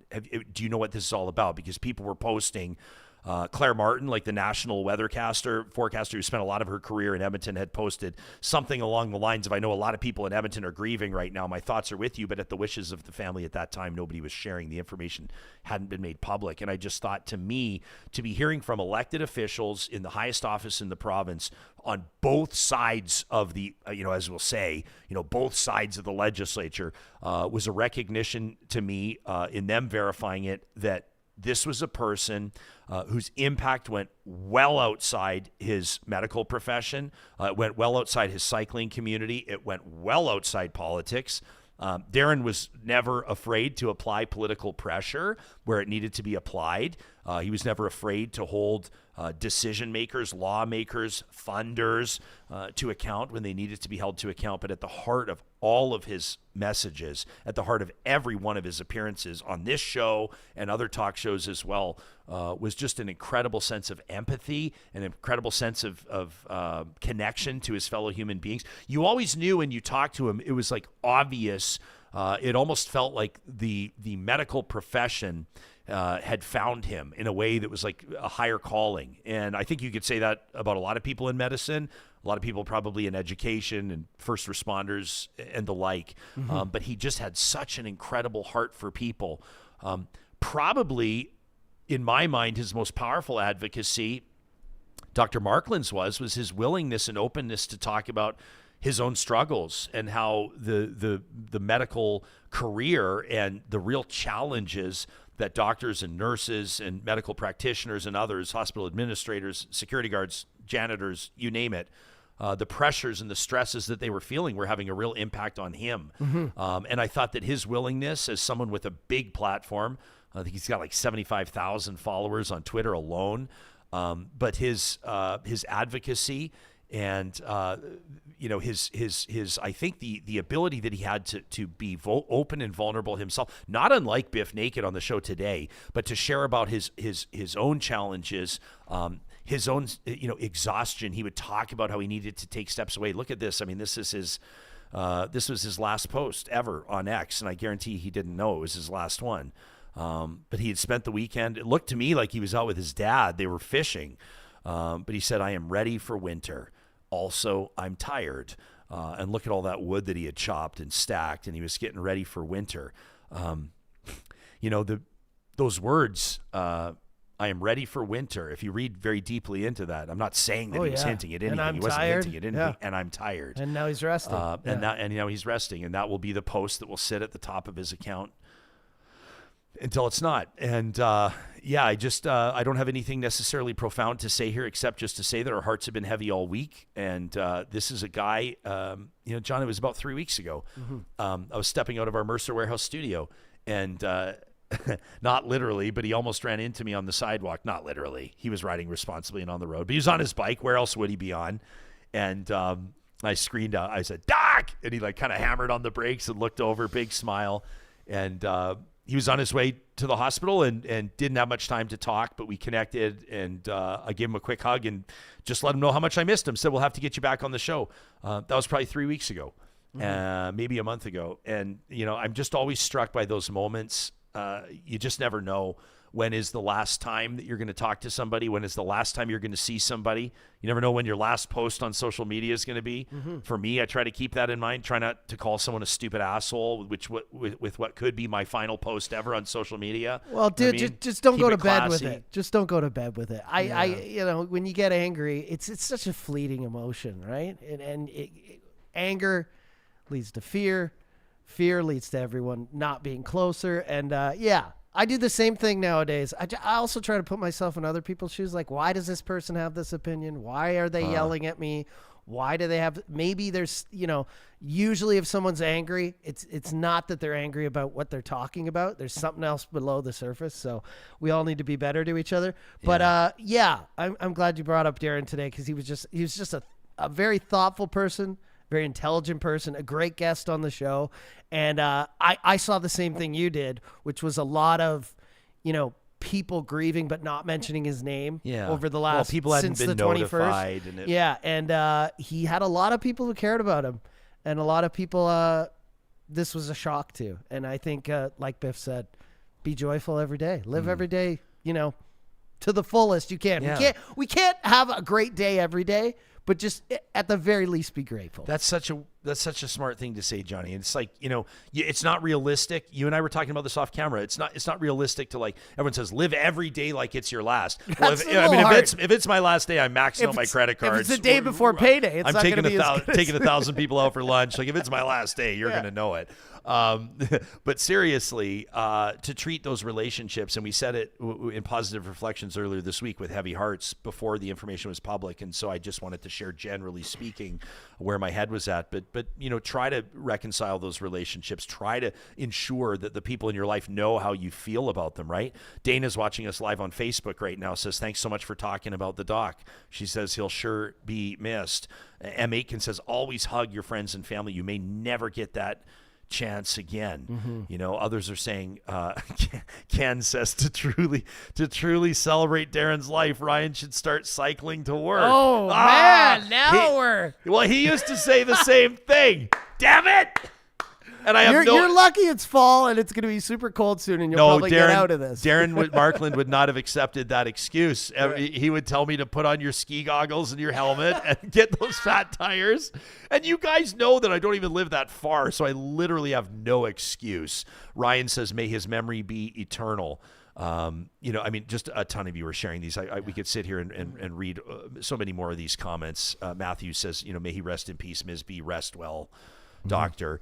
M. Aitken says, Dr. Joe Vipon and Dr. Darren Markland got me through the COVID pandemic. 100%. And I bet that there's so many people that would share that sentiment. He was a big part of that. And I thought of him yesterday when I'm watching all the Trump clips. I'm like, oh my gosh, the Tylenol thing. We haven't even talked about it a lot this week. And the Kimmel thing, we haven't talked a ton about because we just had some stack shows. But, I'm watching Trump say, don't take Tylenol. And I'm like, what would Darren say about this right now? And just... he's going to be a guy we miss, and we're going to miss him here on the show. And he was very loved, and he sure was. I'm glad that you brought this up before we kind of get out of here for the week. Well, I was, I knew that I wanted to mention it, and it just felt that when Biff was talking like that, it just felt like the right time to share. I got to say, man, and I know now she's gone, she's not in the building anymore, but like it was, she is in the building. She's waiting for us. Oh, she's in the green room. Well, let me say it then so she can hear it. Like I'm just, like, she's a straight up celebrity. Everybody in Canada absolutely knows who Bif Naked is. Everybody in Canada, absolutely, not just Canada. I don't know why I'm saying in Canada. Everybody knows their favorite Bif Naked song. song. Well, you're saying it because she is a part of Canadian. I was thinking of my childhood. I grew up just outside of Toronto. My childhood was going into the city, watching the Jays, going to Speaker's Corner, Much Music. Bif Naked was entwined in all of that with a bunch of other artists who are Canadian. To have her in here. And like a legit, like, we feel like we're grateful to have her in studio. We're grateful to get her. And the interview wraps with her reaching out to squeeze my hand while I'm talking about Dr. Markland, and a tear drops from her eye. Like, that to me is like, that is the sign of character with somebody. That is the sign of somebody who practices what they preach, who walks the walk. Because it's easy, I think, for celebrities who have not just a platform and not just, big influence to say they but care. Also expectations to, like, oh, you're going to win the award, you go up, you say the things. And I don't mean to demean what people feel strongly about and sincerely about, but I think you'll know the spirit of my comment. Like, everybody's kind of got their cause, but like, she feels it and it's obvious. And that's something I'm never going to forget. That was an incredible interview. That was a great moment. Yeah. Yeah. Hey, before we wrap, a lot of people commenting how this was probably our best show in a while, but hey, we did have the Prime Minister on as well, guys. You can but the Prime Minister didn't reach out and take my hand. I wish he had of. Come on. That would have been a moment. Yeah. It's been a bit of a run. Prime Minister, Premier, Bif Naked. I don't know what we're going to do next week. A couple more interviews with the Prime Minister. I'm sure he'll get comfortable enough to hold your hand, Ryan. Yeah. I don't know if the Prime Minister is going to come back on after our conversation yesterday with Ian Runkle, the firearms lawyer, who basically says that the Prime Minister is lying to Canadians, says he lied to my face. Yeah, so check out that, Is Mark Carney Lying? That's our most recent episode, which interesting points. And again, as we roll here on Real Talk, I said it to Ian's face. I guess I said it to him via Zoom when he joined us yesterday, but I said, you and I aren't going to agree on everything, but I want to hear where the gun advocates and the sport shooters and the hunters, where you're coming from, your concerns around this, the so-called gun grab. This is the government's gun buyback program. That's, actually what it's called. If you're looking for details on that and information on that, we have the PM on record on the 10th of September. So you can check that out in our exclusive on Real Talk. And then it's September 23rd, the episode you're looking for with Ian Runkle, his YouTube channel. What's it? He's got like 330 some. It's unbelievable. Runkle of the Bailey. This guy's built a huge following. Shout out Lord of the Rings. Shout out Lord of the Rings. We did a little deep dive to figure out why he named his channel what he did, so you can check that out as well. Before we have a very special edition of the Flamethrower, which is coming right up here. We've never seen anything like this before on the show. This is absolutely incredible. An audience member has taken his feedback. He's taken his message to Alberta's provincial government to the next level. And what a great time to do it when we have a musician on. We have a musician. Yeah. So I'll let him know. Gordon, we're going to play Gordon. Well, I don't want to say what we're going to do, but Gordon, your work shall be adjudicated by one of Canada's all-time great rockers. So no pressure there.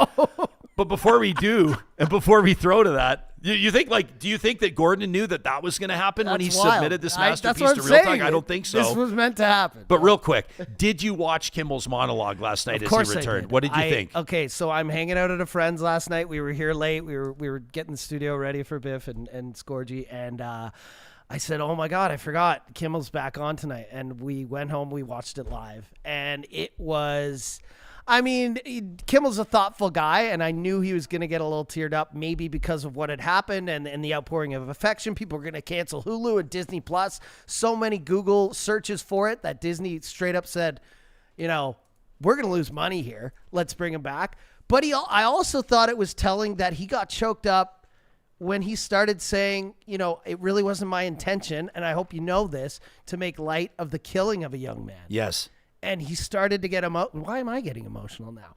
And I think it's very telling of the times we're in right now. We're like, if you don't agree with someone, fine, but this man was murdered, and I don't think he meant it at all. And he was trying to tell everyone, he reached out to his wife, to Charlie Kirk's wife, Erica Kirk, and said, I'm thinking of you guys. I'm praying for your family. I have kids too. This is horrible. And so let's put all the other stuff aside and just see what this was. Like an assassination, a murder, live on the internet. It's disgusting. It's violent. It's horrible. Yeah. And I don't think anyone should be celebrating it. But I also thought it was great to lighten things up a bit when he looked into the camera and said, here's a tweet from Donald Trump, our president, who basically was part of the team trying to silence me. And it said, oh, the loser, Jimmy Kimmel, low ratings. Nobody watches his show. And they came back to Kimmel and everything was quiet. And he said, well, I got ratings tonight, Mr. President. And it's true. I think the whole world was watching last night. It was a great moment. And it was like a little sunflower peeking out of what we were just talking in Jasper, a burnt out grassy area, because the world is such a shithole right now, Ryan. And this was a lighthearted, amazing moment last night with standing ovations, and then you had some special guests come in as well. But I just think it's great. Sarah McLachlan, great Canadian. Yeah. And we can have some debate on whether free speech extends to whether a company can acknowledge that, if they don't like something, it doesn't correlate with their brand, whether they can fire that person. Well, I have some personal experience with that. Yeah, but that there's a little, like, free speech is about your First Amendment rights. It's not really about, like, whether, you can sue your work, and that works, 1 time out of 10, but we can debate that all you want. But what I thought was great about this episode was it showed that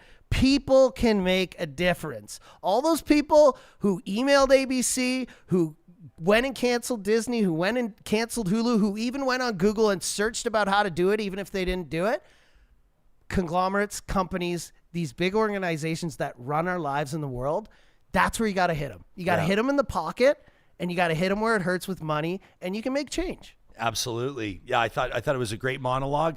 I thought he hit the sweet spot of, I thought it was important, like you said, of sharing the big stuff, his message to the Kirk family, his message to his fans, his message to his critics.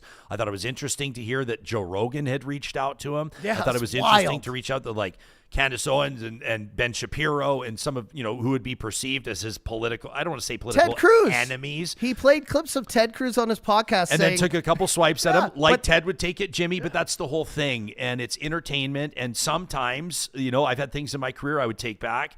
Sometimes when you're unscripted and you're in front of a microphone and you're keeping it real and you're sharing what you think, 5 words the wrong way in either direction, you can end up regretting. And I thought that he owned what he wanted to take back last night. And then I thought he went pedal to the metal on the political commentary and the political comedy that he is so well known for. And I thought he hit it out of the park. And he put up a quote, and I forget it exactly, but it basically said, political satire is the most important thing. Yes. And it's freedom of expression, and it lightens the mood and the tensions within North America and all nations when you make fun of your leaders and you're allowed to do it. And then he revealed who tweeted it, and it was the head of the FCC. That's right, the chair. Who was not, at the time, not the head of the FCC. It was a lower position, but now he is. And that same head of the FCC was talking like a gangster. Carr, yeah.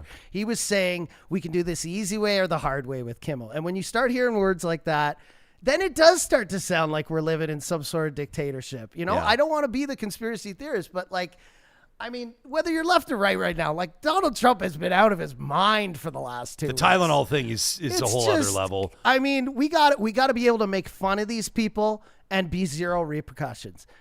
Free speech is one thing. Hate speech is a whole other. Of course. But this was just a guy telling jokes and saying one thing that people misconstrued, right? And we gotta be able to say what we want, especially when it's entertainment. And that goes for me. I'm saying that right now as a guy who will watch comedy by people on the other side of my opinions and be like, fuck, I hate this guy. Or I don't agree with this. I don't think it's funny. But they should be able to do it. They should be able to say it. And there's a line to that with hate speech and things like that. But the majority of us should be able to say what we want all the time. I agree. On the Bif Naked file in our live chat, powered by Park Power, get exclusive discounts on internet, electricity, and natural gas by checking out parkpower.ca/Real Talk. Lauren says the absolute best Real Talk episodes are the ones that talk about emotions. Ryan says this was one of the best shows you guys have done in a long time. He says just how chill it was. I love that. I had like a few questions kind of locked and loaded for Bif, just in case you don't want to fuck it up and not be able to think of something to ask her. But I'm like, I at the same time, you kind of you're like, what was your favorite? Who is your favorite? Right. But when she came in, she's like, she puts you at ease immediately and so comfortable. And then Emily, I want to do Emily justice and her live chat comment here, and it's all caps. And so let me try to channel my own inner Bif Naked, where Emily just posts, "I love myself today." Did I do okay? Yeah, you did all right. Yeah, it was we all considered behind the scenes, we considered a duet today between Ryan and Bif. I don't think she considered it. Yeah, we kind of it got it was kiboshed. Yeah, but I will say that like these emotional ones we do, I'm glad they only happen once in a while because A, they're special, but B, they take a lot out of me. So we're gonna take 2 days off. We are. I'll let you guys know, and I'll post some stuff on my Instagram. If you want to follow along, you can follow me at Ryan Jesperson. We're off to Toronto. Our little guy, he's not so little anymore.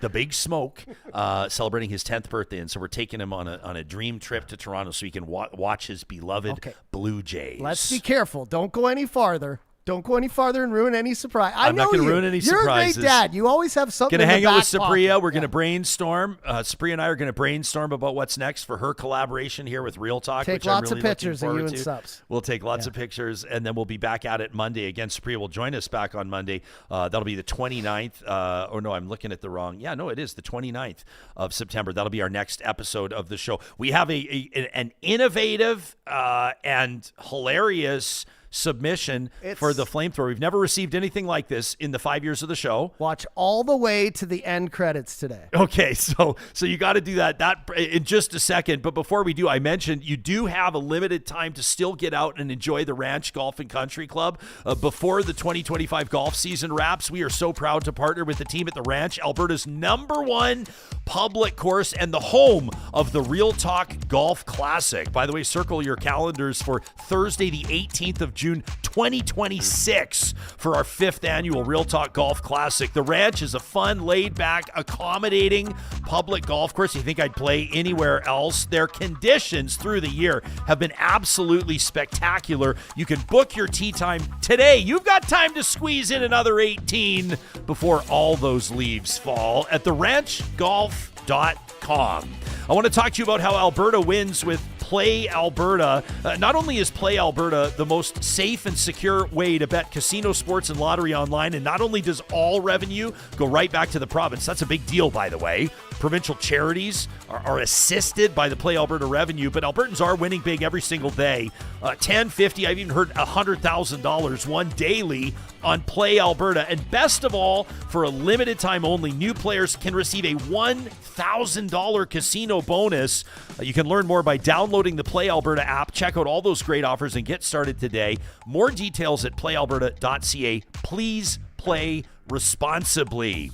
Our friends at UCAN Youth Services, an incredible job in a very special episode of the show that aired on Tuesday. If you missed this one, you're going to want to make sure that you check it out. Johnny and I were both so moved by what they had to say on the 16th of September. That episode, Bryce McCartney, this 19-year-old, grew up, his dad's dealing drugs. His mom wasn't able to be around. He was unhoused by the time he was 12, living by himself at 16 in a hotel, trying to finish his high school. This kid now, Johnny, I heard an update yesterday. He's received another raise at his new place of employment.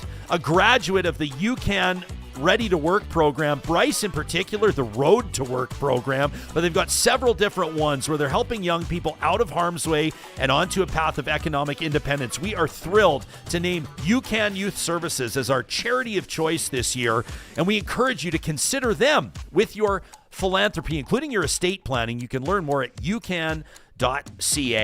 Our friends at North Road Investment Council know that many of their clients, people close to them, people that they've worked with in some cases for many years, have spent the summer months reflecting on their career and retirement goals. And now that fall is upon us, it's time to do something about it.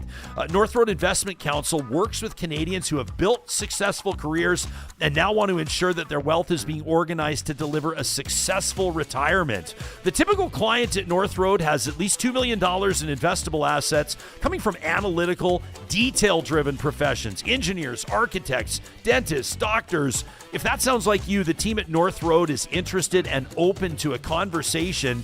You can start a conversation built on clarity, discipline, and true alignment by visiting them today at northroadic.com. All right, so as mentioned, this will be our final episode for the week. We'll be back on the 29th of September. That's a Monday with Priya Duvedi, and we're working on a special guest for that episode. We'll let you know when it's confirmed.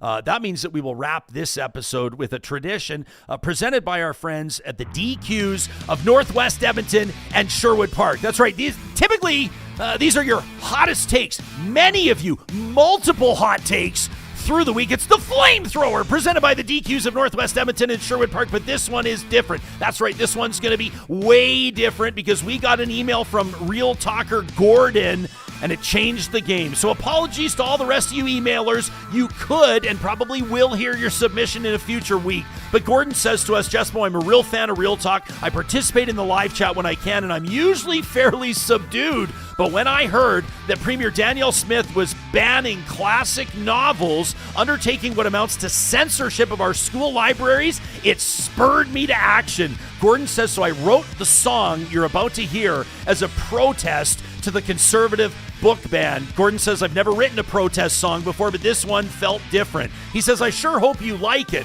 Should you decide to use it somehow? He says, I'm okay with that. He says it was meant to be heard. And he says you can also, of course, make sure that you take the time to listen. And of course, he says, don't worry about the copyright violations. He's given us the SOCAN clearance to roll this. Gordon says, elbows up, stay strong, everybody. So without further ado, here for the very first time, exclusively written, produced, and performed for Real Talk is Real Talker Gordon. Have a good week, everybody.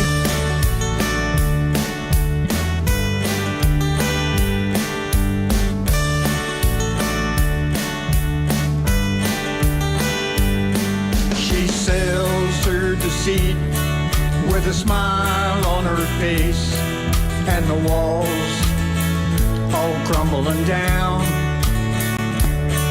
In the light of the blaze, she fritters it all away and tries to pretend she's not a clown. She says one thing and does another. It's gonna keep you on your toes. Let me tell you something, brother. The gas was lit a long, long time ago. There once was a time when you worked for it all. You can try, but there's nothing else to do. Then she took it all away without saying please. Now we're wondering what it's all come to. She thinks she's queen, she thinks she's mother, but she's neither one of those. She makes it clear she can't be bothered to help the ones left out in the cold.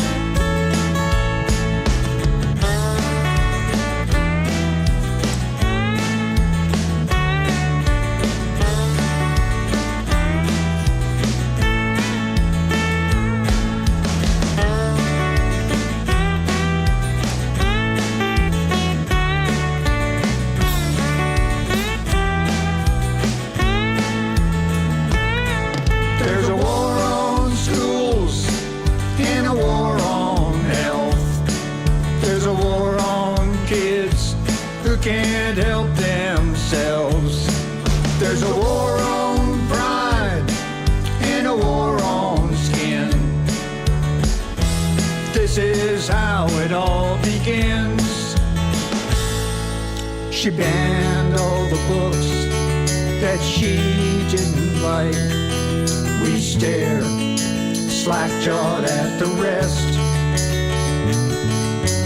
Helpless people crying in a world she made hard, 'cause she always thinks that she knows best. She says one thing and does another. It's gonna keep you on your toes. Let me tell you something, brother. The gas was lit a long, long time ago. She thinks she's queen, she thinks she's mother, but she's neither one of those. She makes it clear she can't be bothered to help the ones left out in the cold. 'Cause the gas was lit a long, long time ago. Real Talk is hosted by Ryan Jesperson, executive producer Josh Dunford, technical producer John Hicks, general manager Katie Cook-Chivers, account coordinator Lauren Sterlego, human resources Lena Shepard, website design Mike Johnston, voiceover by me, Carrie Skelton, member emerita Julie Rohr. Real Talk is recorded in Edmonton, Alberta on Treaty 6 territory, the traditional and ancestral territory of the Cree, Dene, Blackfoot, Saulteaux, and Nakota Sioux, home to the Métis settlements and the Métis Nation of Alberta. Real Talk is a relay project. For more, check out ryanjasperson.com.